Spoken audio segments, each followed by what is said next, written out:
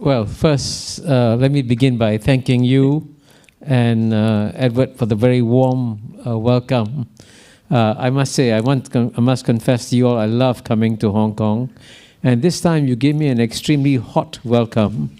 I brought my wife along. She said, "Can we come in November?"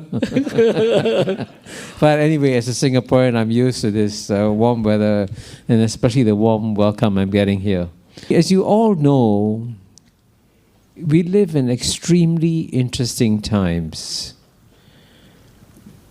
Our world is changing fundamentally in a way that it hasn't changed in centuries. So we have to be psychologically ready for massive changes coming our way.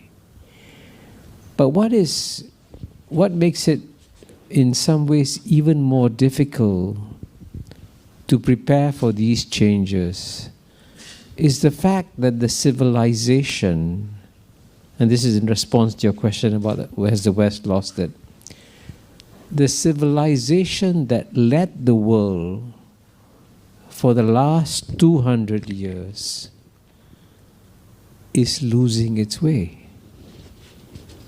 in a very profound way. And I say this because if there was one gift that Western civilization shared with the rest of humanity, it's what I call the gift of rationality. The West said, "Oh, we believe that in everything you do, you have to base it on evidence. You have to be reasonable and logical in whatever you do. And you must check and verify any information you have," right? In the search for objective truth. And yet, despite all these fundamental maxims of Western civilization, the West is acting irrationally at a time when it should be acting more rationally. And I'll give you 3 concrete examples, huge examples of irrationality. The first example,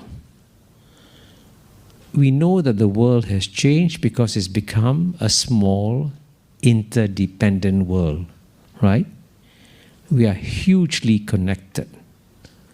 And so to use a simple boat analogy, in the past when 8 billion people live in 193 separate countries, they were living on 193 separate boats, right? Separate from each other. So if one boat caught COVID, other boats wouldn't catch COVID. They're separated. But the world has shrunk. The 8 billion of us live in 193 separate cabins on the same boat. So when one cabin catches COVID, all 193 cabins catch COVID. It's so obvious. Now what happens if you're all living on the same boat? What's the most irrational thing you can do? The most irrational thing you can do is when your boat is sinking as a result of climate change, instead of trying to save the boat, you argue about whose cabin is more beautiful.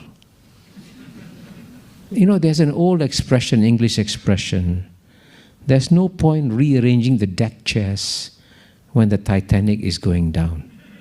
That's irrational. But that's what the West is doing. For the United States to launch its geopolitical contests against China when the planet is in peril is hugely irresponsible and hugely irrational. And what's shocking is that the West has the leading universities, the leading think tanks, the leading media channels, and they don't point out that this is irrational behavior. That's just one example.